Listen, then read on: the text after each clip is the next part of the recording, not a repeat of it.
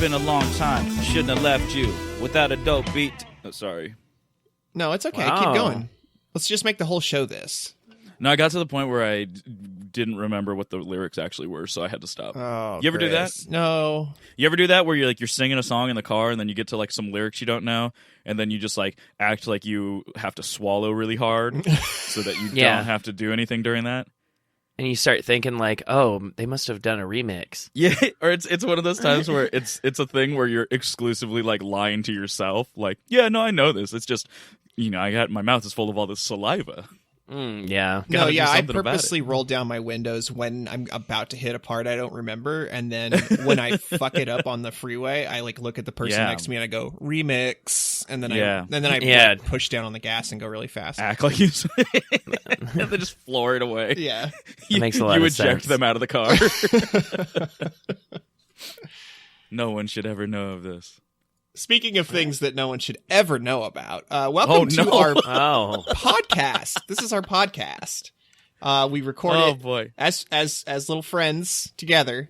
It's called Wiki Wiki What, and what it comes after this? Oh, I'm Dana. I'm Chris. And I'm Jake. And over the course of this show, we will discuss 3 random Wikipedia articles that all begin with the same letter and that we've kept secret from one another until the time of recording. Mm-hmm. And just as a caveat, we do get all of our information, or not all of it, but the majority of it is coming from Wikipedia, which is crowdsourced. So most of the information is incorrect. So, we are going alphabetically through the alphabet, as you would. We just last week did our episode on the letter S, so tonight we're doing T. Absolutely. Yeah, so we like to kind of give each other a clue because these what we're going to speak about has been kept secret from each other. So we'll give a little clue and then decide who gets to go first. And I think, Dana, why don't you give us your clue first? Okay. I'm back on it. All right. Yeah, get back on. All right.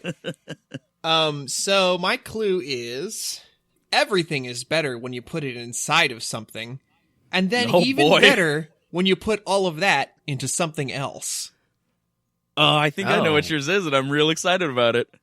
Okay, who's next? I'll go. Okay. So, mine is a form of entertainment that has its origins in early Japanese theater. Okay. Wait. Okay. And then mine is, it's something that happens weekly that accounts for some of my diarrhea. so there's that. I feel like we've been given an undue window into your life. God. Just some of it. Right? I didn't ask for this, but I have it. Oh, God. So who's going first? God. You. Yeah, obviously you. Okay. So, gentlemen, today I'm afraid that you're gonna have. I'm afraid that you're gonna have diarrhea. Oh, I'll have to rush off. Yeah. So you might as well get. I'm gonna be talking about Taco Tuesday. Oh, nice. Love it. Yeah. So Taco Tuesday, really, really weird. So I go to the Wikipedia page for it, and it is straight up maybe there's 60 words written on it. Uh-huh. That's it, which blew my mind. Not I thought there'd be a rich history. All right, can you going to read all of it? I I will, because it's very short. Taco Tuesday is a custom in many U.S. cities of going out to eat tacos on Tuesday nights. Restaurants will often offer special prices. For example, $1 fish tacos every Tuesday night. It's popular in many big cities across the nation, and especially popular in the beach cities of Southern California. Yep. We can attest that is true. Taco How Tuesday, many resources are there on this thing? 5. Taco Tuesday is similar to happy hour in that restaurants vary in their participation hours and specials that are offered. Legally, and this is where it gets interesting, legally, Taco Tuesday is a trademark of Taco John's. What? And other restaurants, other restaurants are prohibited from using that term. Oh, bitch. Wow. Exactly. But obviously, everyone uses it. And so this is where Wikipedia takes me, and I click over to the Taco John's page. Uh-oh. Because I've never heard of Taco John's. Have you guys? No.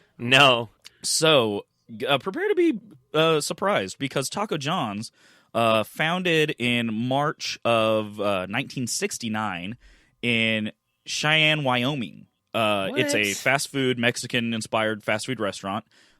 Which it doesn't call... So, like, you guys have heard the term Tex-Mex before? Of course. Yeah. This is another term that Taco John's has a trademark for, and they call themselves West Mex. Oh, I thought it was going to be like Y-Mex or something stupid. No, it's West Mex, and they say that not only is their food West Mex, but also their service attitude is West Mex. I'm really curious what a West Mex attitude I is. want to know now. There is zero details following that. They just talk about the kind of the reason they say it's West Mex is because they actually have these more branded stuff through them. So whoever was very litigious who founded this place, but they have these things called potato olays, which are essentially tater tots, but they're like the little, not the full tot, but just when it's like the disc. Oh, yeah. Yeah, so they I don't know if they originated them ever, but they started putting it in their food, and that's why they call it West Mex. Okay. So, so anyways, Taco John's, yeah? I just wanted... You said Wyoming, right? Yes. That's such a strange place for a Mexican place to... It's very strange. Originate. And it's very strange, yeah, that they are the ones who nailed down Taco Tuesday. But this is where I was surprised that there are more than 380 Taco John's locations in 27 states. Okay. So any in California? Not that I know of. Oh, there you go. There's some in Arizona. I think that's as far, because it seems like they really don't cross the Rockies very much. Okay. But so that's Taco John's, and there's some like barely interesting stuff written about that, and then you get into kind of the more interesting stuff, which is in 2006 they had an E. coli outbreak, which I was like, yeah. Oh. Is this under the section labeled scandal? Yes, or it's actually under advertising. Okay. Oh, that's not what you want to advertise. Well, they talk about what they had to do to like kind of get out of it, and the instant it came about, and it was they say it's unrelated to the E. coli outbreak that happened at Taco Bell restaurants around the same time. Which, I don't know, seems like they're trying to divert a little attention. They're like, look at they got shitty tacos too, guys. They'll make you sick. But for a different reason. Yeah. Then it goes into a little bit about when they started advertising. They had an early mascot that was a very kind of cartoonishly stereotypical Mexican character named Juan, right, who had a giant sombrero, and he had a donkey with him named Pepe. Oh boy! They also the signage would say that it's the hottest spot in town, and they had a devil character for some of the locations as well. Okay. Eventually, they kind of in the 90s they decided to get away from the kind of cartoonish, kind of racist caricature, and they just went for more of like an artistic kind of sombrero as their iconage. The other thing they do is they actually have advertisements that include Whiplash, the cowboy monkey. Oh my god, that sounds adorable. Yeah, he's like a popular rodeo attraction, and you probably have seen like the videos of him where it's the monkey that rides on a dog. Yeah. Oh, yeah, I have seen that. Yeah, so that's Whiplash, the cowboy monkey who rides his dog, Ben. And now Chris will be talking about Whiplash for 15 more minutes. No. I found something that even kind of appealed to me more, which was in the advertisement, it also says Taco John's was mentioned in at least one of the songs performed by Wesley Willis. Who's Wesley Willis? Here we go. Wesley Willis is a man who I am legitimately a fan of, so I was over the moon when I saw that he was involved in this at all. And so right now, I chose one Wesley Willis song. I'll play a little bit for you. And I had to choose between if I wanted to play Rock and Roll McDonald's or a song called I Whooped Batman's Ass. But I decided... Where did it go? I think we can only legally play like 10 seconds of a song. Yeah. Well, we'll get in trouble. Whatever. Nobody listens to this garbage. So there's a song called Rock and Roll McDonald's. These are the top 5 Wesley Willis songs on Spotify, which are Rock and Roll McDonald's, Suck a Caribou's Ass, Fuck You. The 5th song is I Whooped Batman's Ass, but then I'll play you just the beginning of this song, which is called Cut the Mullet. Do something about your long, filthy hair. It looks like a rat's nest. Do something about your mullet. Get out the hair clippers, jerk. Cut the mullet. Cut the mullet. Cut the mullet. Stop. Cut the Stop. mullet. So that's Wesley Willis's style. Jesus Christ. It's this really interesting story where he actually he was one of 10 kids who had parents who had this really violent relationship. They separated when he was young and he was put into the foster system. But he would be moved around from home to home with his older brothers. So he had 2 older brothers who kind of raised him more or less. When was he born? He was born in 1963, but in 1989 he was diagnosed as a paranoid schizophrenic, and he called things that he would hear, he started calling them his demons. But he was really artistic, and so the way he would kind of exercise them was with music and artwork. And he actually used to sell on the street his he would do pen drawings of the Chicago skyline. Oh wow. Yeah, and it's really interesting. And he's there's a lot of interviews with him because he became pretty successful for kind of what a lot of people would try to just write it off as a novelty act or say that it was that was the big thing, was because he was a challenged person who was doing kind of the music isn't great because it's obviously just loops of a Casio keyboard. Sure. And the songs all have a very similar structure, and so it would be easy from the outside to look at it and say, oh, people are making fun of him or taking advantage of him. But what it really was is if you went to the shows, it was a lot of the punk rock movement was supporting him. And they would go to it because he was writing these songs that were just so simplistic. And when you look at the way the structure of the song is, it's actually very similar to the Beatles' early pop hits. It's just, it's just verse, chorus, like a weird instrumental bridge, verse, chorus, and then a hook on the way out. So it's a interesting thing, but there's a ton of stuff on YouTube. He passed away in 2003, but had really just kind of accomplished so much in that time. He was signed to American Recordings, which was an independent label with the Warner Group.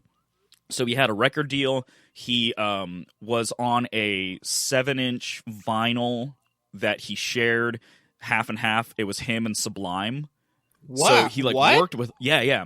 Wow. It's pretty interesting. He was on the Howard Stern show, which I'm sure was not... I'm sure they weren't doing it because they thought he was great, but sure. That happened. He was profiled on MTV. And there's actually a couple documentaries. Some of them are just on YouTube, and I think there's one full-length one that came out after he passed away. But he had a very distinct look. He was... How tall was he? He was 6-something, and he weighed 300 pounds. But he also had a bruise or a callus on his forehead, because if you bought one of his records at a show, he would headbutt you, because that was his way of kind of high-fiving, I guess. Nice. And so it was just this really weird thing. He also had a band with him for a while that had a couple of successful musicians, and the group was called the Wesley Willis Fiasco, and that's some of the other songs, but they're much more have a live sound, and it's not just Casio keyboard loops. So I'm going to just do a real quick reading of a list of the albums that he's put out. Okay. In 1994, Radiohead.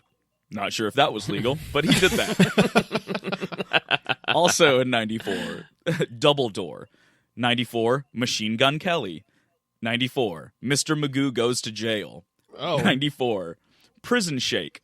94, Reverend Norb, or Rev Norb. 94, Rev Norb number 2. Not to be confused with Reverend Norbert.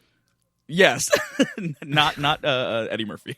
In 95, Atomic Records, Delilah's, Drag Disharmony Hellride, Fireman Rick, Greatest Hits. That's in the second year of him recording albums. Greatest Hits. He's already got a Greatest Hits. Okay. Yep. Jason Rao, Rock Power, Tammy Smith, Dr. Wax, Wesley Willis, self-titled, Darren Hacker, Wesley Willis. It was with a different label producing that one. The first one was with Fuse Records. This second one was with Alternative Tentacles.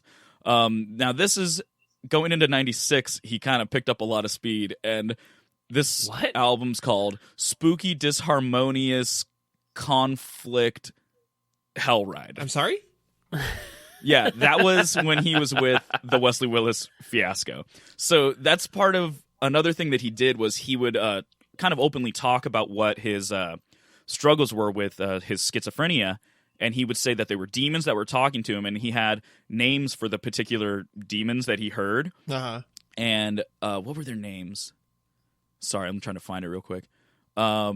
He called whenever he was like on a bad, like kind of having an episode, he would call them hell rides. And so that's why that song is has Hellride in it, and he mentions it in a lot of his songs. Why can't I find it? I just had it. Oh, here it is. He often mentioned that his demons were named Heartbreaker, Nerve Wrecker, and Mean Sucker. And he called his psychotic episodes Hellrides, but alternatively, he declared rock and roll to be the joyride music. So those are the ways he kind of like exercised his demons. He went on, there's a ton more albums. Also in 96, he released Mr. Magoo Goes to Jail Volume 1, Mr. Magoo Goes to Jail Volume 2, Mr. Magoo Goes to Jail Volume 3. Wow, that's a really long story to be told. Yeah. Mr. Magoo had some troubles. He had some problems, yeah. His song, Rock and Roll McDonald's, was used in the documentary Super Size Me. Oh, yeah, I've seen that. Oh. Yeah, so it was used there. He, Katy Perry mentions him in a song called Simple, which was from earlier in her career. He is kind of like a folk hero to like kind of the punk rock or like nerd core movement. And there's a character in the current, or in 2013, and I believe it's still happening, but the Wonder Woman comics, there's a character named Milan who is a blind demigod with the power of farsight, who is a half-brother to Wonder Woman, and his physical appearance and mannerisms are all based off of Wesley Willis. So there's a lot of like love for him still in the world today. But the last thing, so this is the tie-in to Taco John's actually, is at the end of all of his songs, he says, rock over London, rock on Chicago, and then he says a business and then their slogan. So one time he said, rock over London, rock on Chicago, Taco John's, I forget what their slogan was. Chris, my God, you had to loop it back around and you weren't ready for it. I fumbled it. Oh, here it is. Okay, it's Rock Over London. This is in the song Angela Hudson, which I'll read some of the lyrics. You are my sweetheart to the max. You are my sweetheart in the mix. You are my sweetheart from Denver, Colorado. I love you like a milkshake. And then he just repeats Angela Hudson. At the end of the song, he says, rock over London, rock on Chicago, Taco John's, it's a whole lot of Mexican. Okay. He also, and he would like rotate these through the songs, and it was never always the same. Like, I think it was mostly on the spot. Or he was paid for this? No, absolutely unprompted. Okay. Oh, there was zero. Yeah. Nobody's paying him money for these. I didn't know this was like some kind of like really interesting marketing campaign. He would, Wheaties, Breakfast of Champions a lot. Yeah. There was a song dedicated to Alanis Morissette, which starts, you are a rock star. You are a rock legend to the max. You can really knock it out. You can really whoop a horse's ass. Then he says, you are a rocking maniac. You are a singing hyena. You are a rock star in Jesus' name. You can really rock Saddam Hussein's ass. And then at the end of that one, it's Taco Bell, make a run for the border. There was also something I read where they were talking about kind of the appeal, and they were like, it's just nobody else is writing the songs he was writing, and they were just generally like just really joyful. And this was an example they used. He wrote a song called Northwest Airlines, and it just says once upon a time, and they were like, that's the best part, is that it's a song about riding on an airplane. Nobody else would start it with once upon a time. So it starts, once upon a time, I took an airplane. I went to San Diego, California. That was a 3-hour trip. I enjoyed myself flying up in the air. And then he repeats Northwest Airlines. And then later on, there's a verse where he just says, the people on the airplane were nice. I chatted with them a lot. I was having a fun time. It was a good flight. And then Northwest Airlines. But then the real interesting thing is at the end, it goes, rock over London, rock on Chicago, American Airlines. We mean business in Chicago. So he wrote a song about Northwest Airlines and then ended it with a quote from American Airlines. Okay. So fun, small trivia. Northwest Airlines, now defunct. You can no longer fly that airline. Absolutely. You were unable to. I used to fly it all but that's pretty much it. It was kind of, there was not a whole lot to go on for the history of Taco Tuesday. And then I saw Wesley Willis and I got excited. And my only other option was that I was going to pivot to the Troubadour, the venue in LA, which is pretty famous. And I was going to do that because like a lot of bands, like the show that Guns N' Roses played that got them signed, they played at the Troubadour. There's a lot of rock and roll history there. But what also happened there was the live It's Always Sunny in Philadelphia, the Nightman Cometh performances. Uh-huh. Those happened there as well. So I was going to pivot onto that, but I was like, no, this is too bizarre and interesting. But yeah, so that's Taco Tuesday, Taco John's, and Wesley Willis. So hold on. Okay, how about we all share our favorite Taco Tuesday story? Go. Mine is when Chris rode his bicycle 14 miles to participate in Taco Tuesday with me. I was there. And Jake.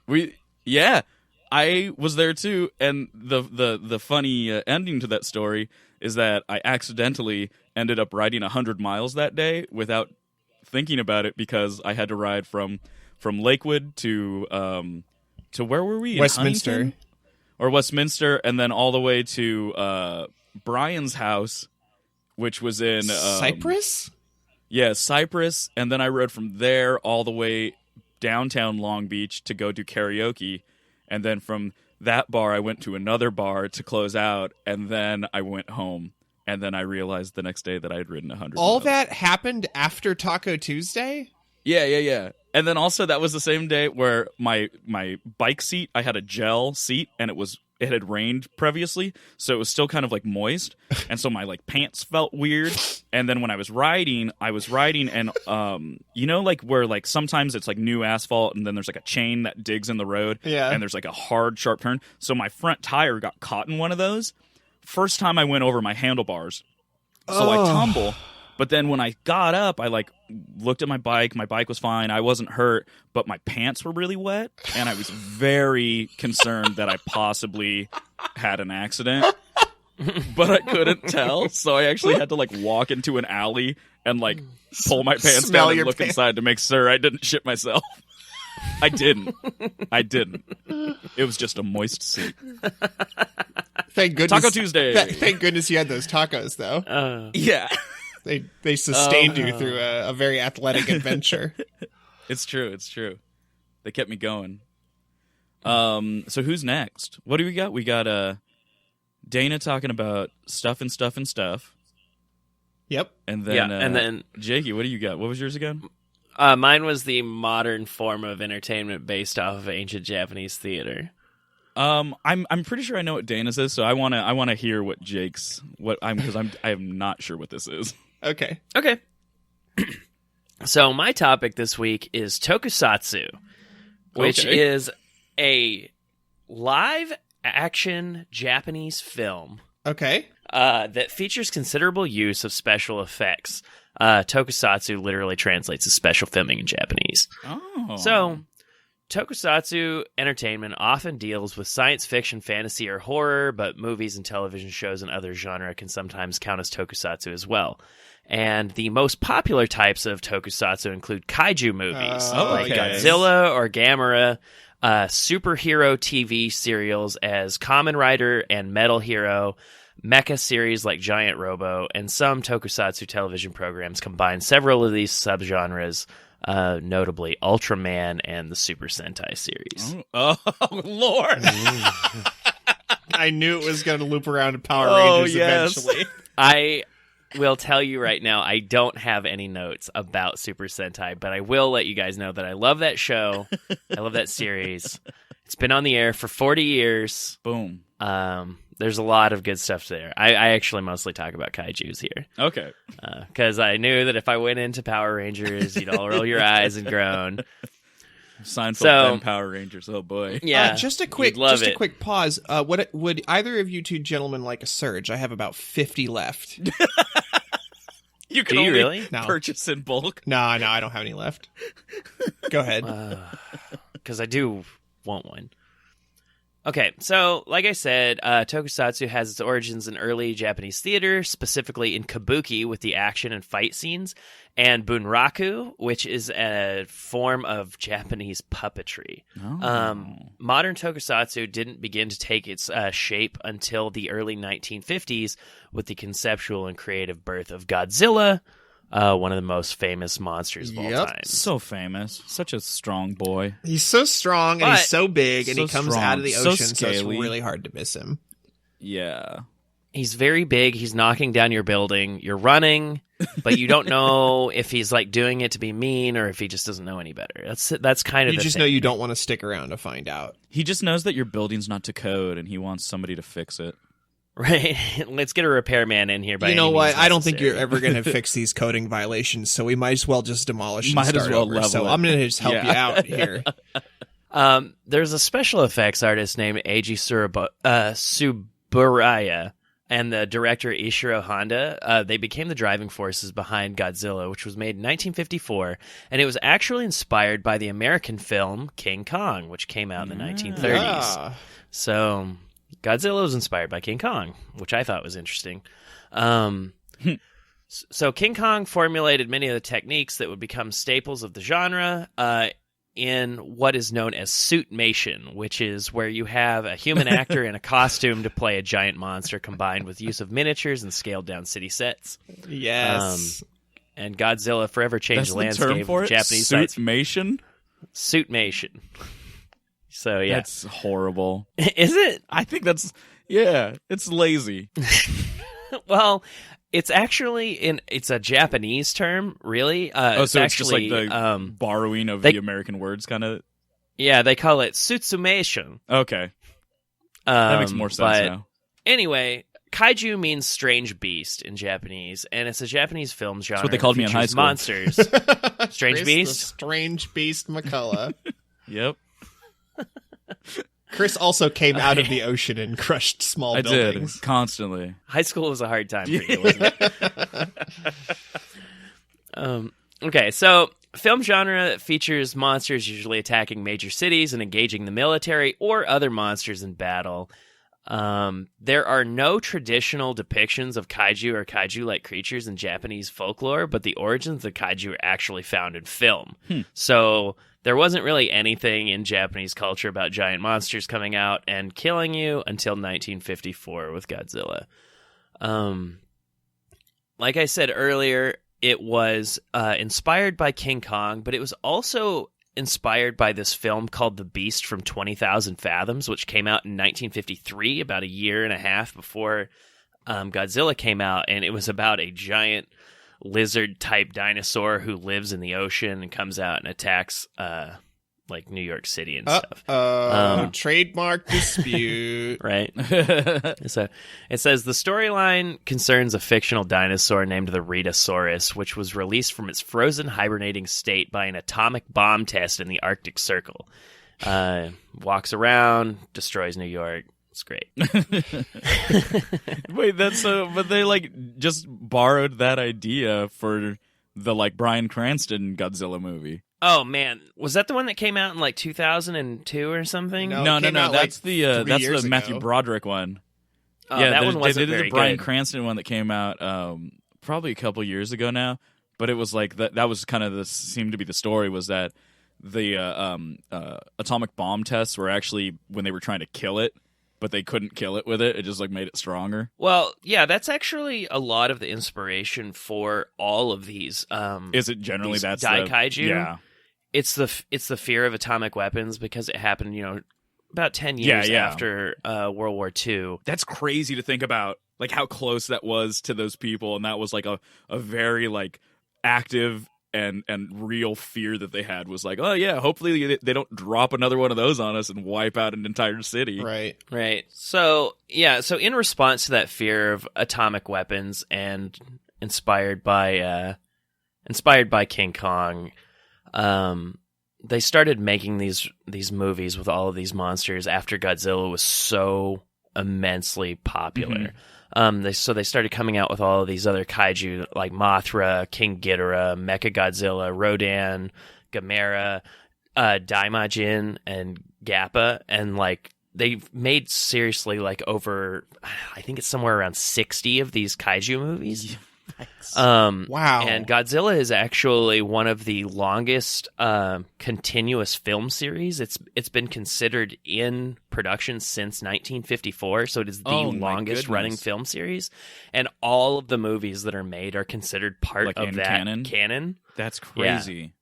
Yeah. So you thought Fast and Furious was doing good with 8? Yeah. Godzilla. There have been a few adaptations of the show, or of kaiju films, like Godzilla King of the Monsters was an adaptation of the Japanese film from 1954. They just kind of remade it in 1956.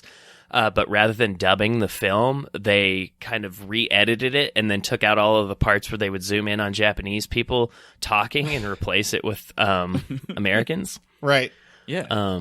Because it'd be unpalatable otherwise. Yeah, you wouldn't be able to understand what they were saying. There's a whole lot of pop culture jokes and references about that bad dubbing. Yeah. Where you'll see a Japanese person yelling and then like a clearly unconvincing American voice. Like, what they did that in Rocko's Modern Life for an episode called with the Suckomatic, which is like the vacuum, like the crazy vacuum that he buys from that mall. And then like it's going down the street, like just sucking up buildings and houses. And and then it goes over his dog, and like there are fleas on the dog, and they're all flying up into the vacuum, and one of the fleas like starts like talking, but like the dubbing looks fat. He's like, "It is Suckozilla. We must flee the city. No one is safe." It's good stuff. It's the move. I remember that, and then it chokes on the potato chip and it dies. Exactly. So there have been a lot of adaptations of tokusatsu, not just Godzilla. It became really popular in American culture with Power Rangers, which was an adaptation of the Super Sentai's series' 16th installment. So Power Rangers actually started at season 16 of the Super Sentai, and then have been fairly consistent with the thing in Japan. They come out with a new series every year in Japan, so that's why you see the Power Rangers changing power like suits and stuff every year, is because they're making a new show. So they more closely mirror Japan. The Japanese version now. Kind of. If they have a do they share footage series, almost all of the in-suit fight scenes are straight out of Japan. Yeah. All of the monster fight scenes and all of the big mech scenes are all Japanese. For the first 3 seasons of Power Rangers in America, they used the same suits from the first season, but they were no longer producing the show in Japan that used those suits. So Saban, which was the production company, actually paid Toei, which is the Japanese company that produces Super Sentai, to make more scenes in the suits that they were using in America.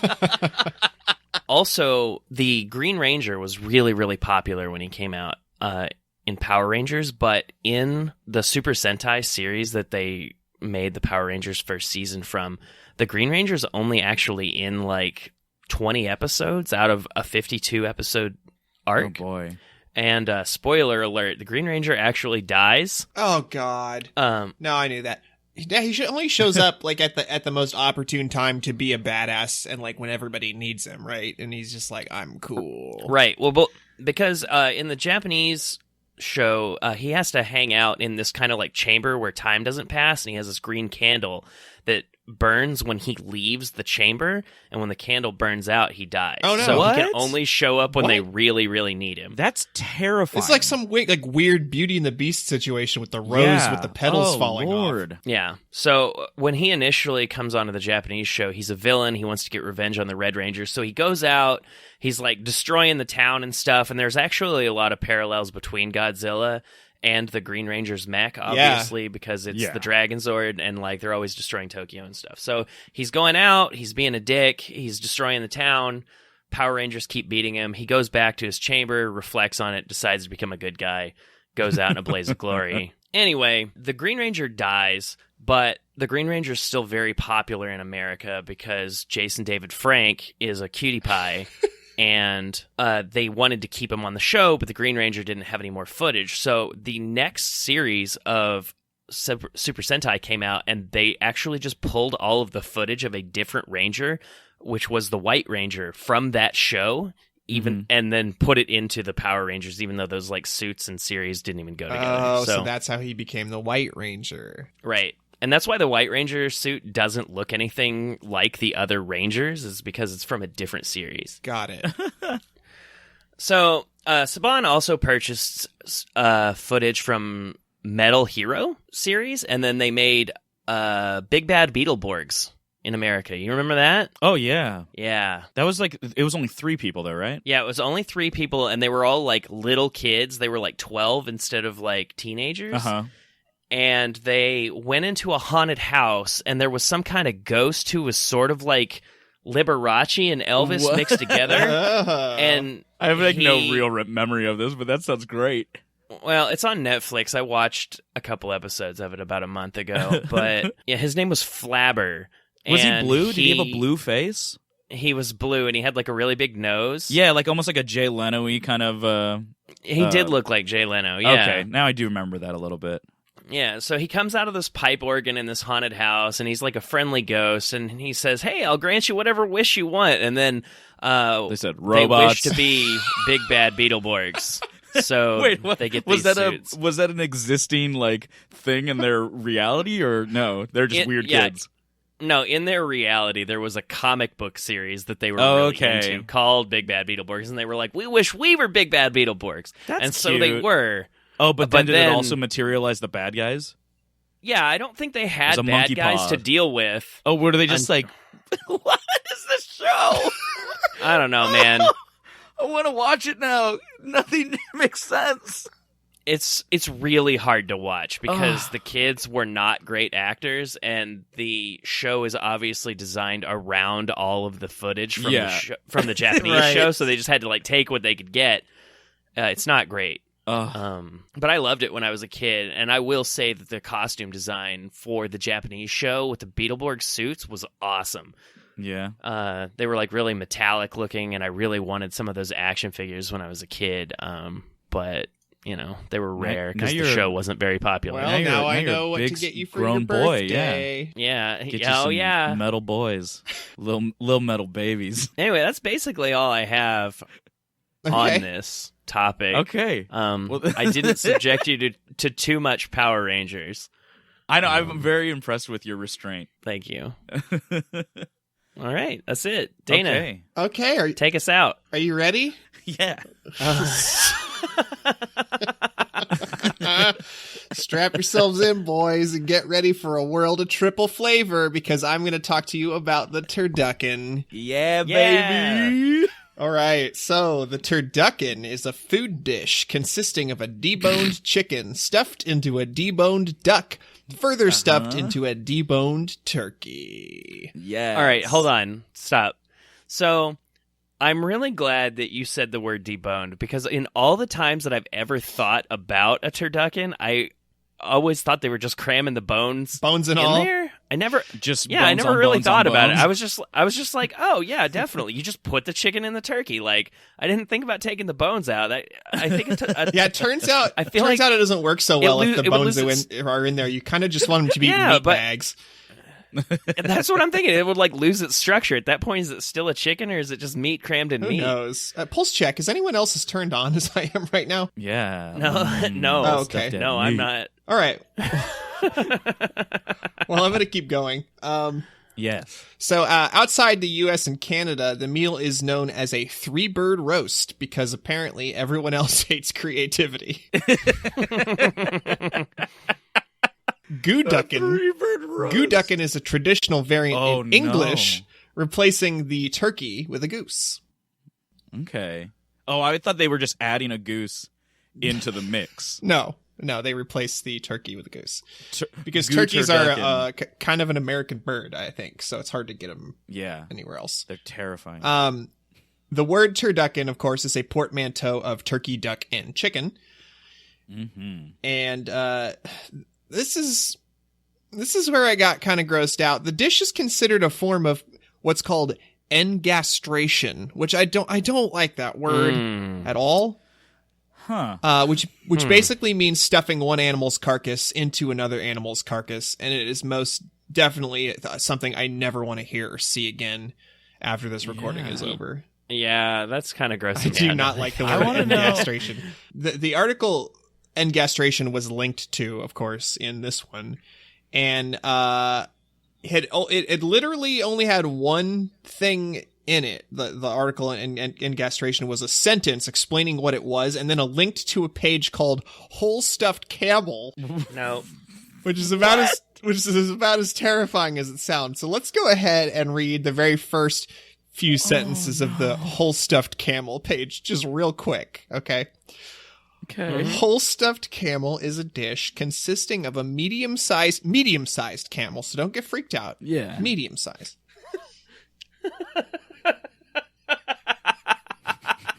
I don't think I know how big a camel is, man. Medium-sized camel and gastrated with a sheep or a lamb, in turn stuffed with other ingredients. And it did not go on from there. Oh my god, dude. Imagine what kind of oven does that need, dude? Like, yeah, we think about like the turducken as like something so excessive and so like silly as it is, and then somebody was like, yeah, birds are cool, but what if we do it to giant mammals? Yeah. It's a cam shaping. So, jeez. Although the recipe has been published in a number of cookbooks and recipe web pages, and it was actually claimed to be a traditional Arab wedding dish, the recipe is often treated with some skepticism, and a lot of people think it might be an exaggeration of a real, less impressive culinary experience. Okay. A posting on Snopes.com, we love Snopes, describes super accurate. Describes references in the recipe that might lead the reader to the conclusion that the recipe is, in fact, a joke, including instructions to, quote, skin, trim, and clean the camel once you get over the hump. Oh, boy.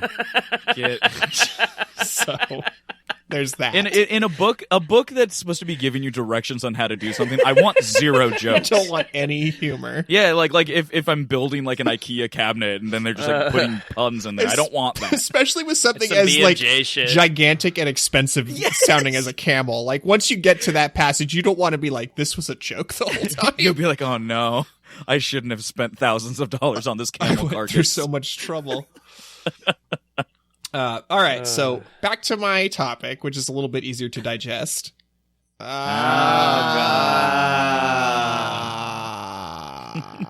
Good thing we did that sound check. So how do you turducken? Well, I'm going to tell you. First, okay, you got to take that chicken, stuff it and stuff them thoracic cavities real good. Maybe throw some breadcrumbs or sausage meat in there, okay? Oh. Then you put that bad boy into a duck, which has also been given like a little bit of stuffing beforehand, all right? And then you wrap it all up in that turkey where you get to grill it, braise it, roast it, whatever you want. Deep fry. Or, if you're feeling real brave, just go ahead and eat that whole thing raw. Not recommended. No. Because it's considered it's rare. Because it's 3 different types of birds. The possible types of bacteria will actually battle each other in your stomach and kind of cancel the thing out, right? So, yeah, it's a everyone wins situation. This is why we have that caveat at the beginning of the show, right? All right, got a few facts here for you. So credit for the creation of the turducken is uncertain still, but is generally agreed to have been popularized by a Cajun chef named Paul Prudhomme, also known as Jean-Autry Prudhomme. Okay. I'm not really sure where Paul came from, but I guess it's the alliteration that he was going for. This guy was an American celebrity chef who specialized in Creole and Cajun cuisines, which he was also credited for popularizing. But the most common claim comes from Hebert's Specialty Meats in Maurice, Louisiana, where owners Junior and Sammy Hebert say that they created it in 1985 when a local man brought his own birds to their shop and said to the brothers, "Surprise me." I bet he was pretty surprised, honestly. Yeah. You think that he came in and he was like, "You guys, I gave you 3 birds. Obviously, you're only serving me 1." And they said, "Wait till you cut it." In the UK, a turducken is called a 3-bird roast, like I said earlier, or a royal roast. Citation needed. An organization called the Pure Meat Company, which is kind of sounds wonderful, and I want sounds that like email they're address. Compensating for something that may have happened. The Pure Meat Company actually offered a 5-bird roast, which consisted of a goose, a turkey, a chicken, a pheasant, and a pigeon, which itself was stuffed with sausage. Okay. Yeah, thanks. So that's a lot. Let's get that quail in there, baby. It was described as a modern revival of the traditional Yorkshire Christmas pie, and it was available in 1989. But if you go back further, there was a dude named, and I'm going to try not to butcher this, Grimaud de la Reynière, who came up with something he called the rôti sans pareil. That's really bad. Or roast without equal is what it's called. Okay, prepare yourselves. Ballsy. Like, seriously, like, adjust yourself in your seats if you need to, but prepare yourself for this, okay? All right. This dish was a bustard, which is a large terrestrial bird, a turkey, a goose, a pheasant, a duck, a chicken, a guinea fowl, a woodcock, a plover, a lapwing, a quail, a thrush, a lark, an ortolan bunting, a garden warbler, and a partridge. You Those just are all stuffed? made up a bunch of That's stuff. a lot of birds, and that was the dish. Were they all crammed into each other? I feel like your flavors are going to get muddled at that point. That can't. You're not going to be You're not going to be able to pick out anything at that point. Can you do that? Can you just like get a full pig carcass and just like stuff it with bacon, and that's like fine? Like it'll all cook. It seems like you get to a point where. Well, I mean, at that point, dense. it's like a little oven. It's like a little flesh oven, right? Little, yeah. Little flesh oven. That's what they used to call me in high school. Nice. Little flesh. Speaking of things that you were called in high school, I actually daisy-chained from this article to a page called the Cockentrace. Okay. Oh, yeah. So let me start off by saying that I'm by no means a vegetarian. In fact, I'm that guy at the party who will almost be brought to tears over a cute video of a baby pig, but I'll like simultaneously be eating a plate of bacon. Like I'm that guy, right? Right. However, this situation really gave me pause. So a cockentrace was what was called a food chimera. Do you know where I'm going with this? Yeah. I'm okay. ready. Stitch them together. In a period between the 1500s and 1800s in early modern Europe, people just loved sewing different animals together into horrifying nightmare creatures and firing them up and eating them. So the cockentrace, and I'm going to go ahead and send you guys a picture in just a second here. No. Because I need you to suffer with me.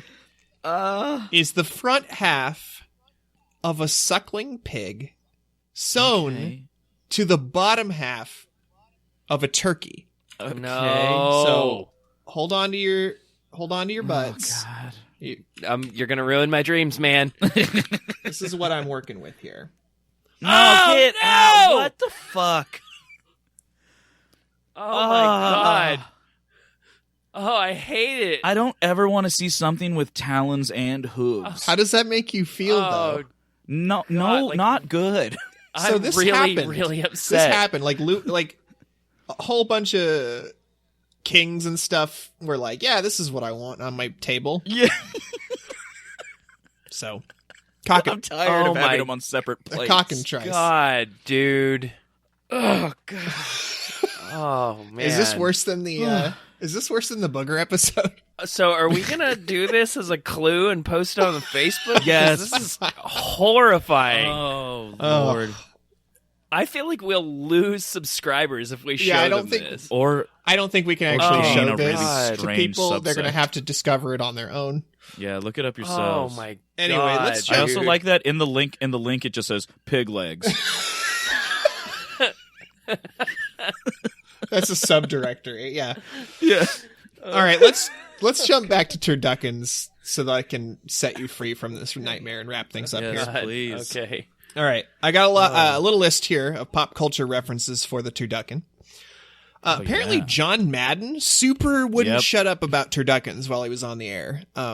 Yep. During the first Bounty Bowl on Thanksgiving 1989, a local restaurant owner straight up brought Madden a turducken during the game, and he offered one of the turkey legs to Reggie White as the MVP award.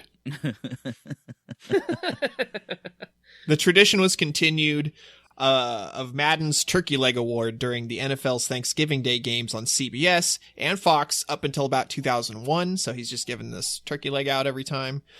Mm-hmm. In 2008, during a broadcast of NBC Sunday Night Football, the camera sweeps over a guy in the crowd holding up with this huge sign that says, "John Madden, bring back turducken." And Madden, seeing it, he claimed that his fascination with the dish was a thing of the past. Because of his massive cardiac arrests that he kept having. Yeah, he probably ate too many of them. On How I Met Your Mother, the character Ted creates his own version of the dish by stuffing a turkey into a turkey and calling it a turkey key. A little sitcom humor for you. That's the only thing I've ever laughed about on that show. Yikes. In American Dad, one episode references a genetically engineered turducken. In the 7th season of Supernatural, the character Dean nearly goes from hero to victim after eating the Pepperjack Turducken Slammer from a restaurant called Biggerson's. Because everybody gets real big because everything's unhealthy. Yeah. Okay. It's like Paunch Burger. And I'll leave you with this little anecdote here. Just another image. Just another image of a food chimera. No. So actually in physics, the term turducken and the verb turduckening has actually been used in the context of like numerical relativity when describing black holes, wherein what's called smoothed data is initially stuffed into the black hole to facilitate a calculation, and that's called turduckening in the world of physics. So it's just it's permeated the world at this point. Yeah. And that's all I got. Oh no. I stuffed some stuff into some stuff for you, and I gave it to you. Have you guys has anybody had turducken? I've never had it, actually. Yeah. I've had tofurkin, which is... Get out. No, it's it's the tofu. It's the vegetarian turducken. Okay. I've never gone does it three look like layers. A turkey or something?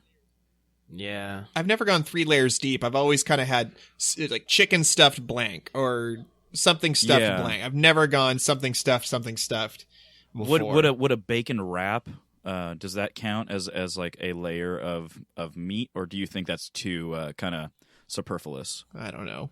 Man, I don't know. Also, I don't Dana, know. What's this really cool party you're at where you're like eating plates of bacon and people are showing you little baby pig videos? Because I want to go. Yeah, that sounds good. Sounds like a dope time. I just bring that activity to every party if I can. To all parties. somebody's funeral. Dana's here with the bacon, and he's got his iPhone out, and he's looking. He's crying about pig videos. He should stop doing this to himself. Well, there he goes to his favorite corner, and that's happening. Oh boy, get us out of here! I can't think about food chimeras anymore. Yeah. All right, I'm done. You really turduckened my dreams with nightmares, which I'm really looking forward to tonight and for the rest of my life. For using the word turducken today. Yes. Okay. All right. Thanks, everybody, for listening. Please like us on Facebook. Follow and retweet us on Twitter at @WikiWikiWhat. Visit our website at wikiwikiwhatpodcast.com or send us feedback or suggestions at wikiwikiwhatpodcast@gmail.com. Yes, please do that. Please do all of those things. We really love you guys. We've actually been having a period of surprising growth. Yeah, I've been looking at our stats, and we've kind of just been it's like puberty popping off. Yeah. So I really appreciate everything you guys are doing to spread the word, and tell people about it. Yeah, thank you, everyone. Somebody sent us $3,000, and I just want to say you didn't put your name on it, so we don't know who sent it. But if anybody wants to try to top that, feel free. No, don't do that thing. Don't do this thing. Please do not do this thing. Just a real like unhealthy Patreon kind of experience. I'm just kidding, but thank you everyone who listens. We are not you guys worth are that all much. Great. And hey, it's 3 a.m. Stop reading Wikipedia and go to bed.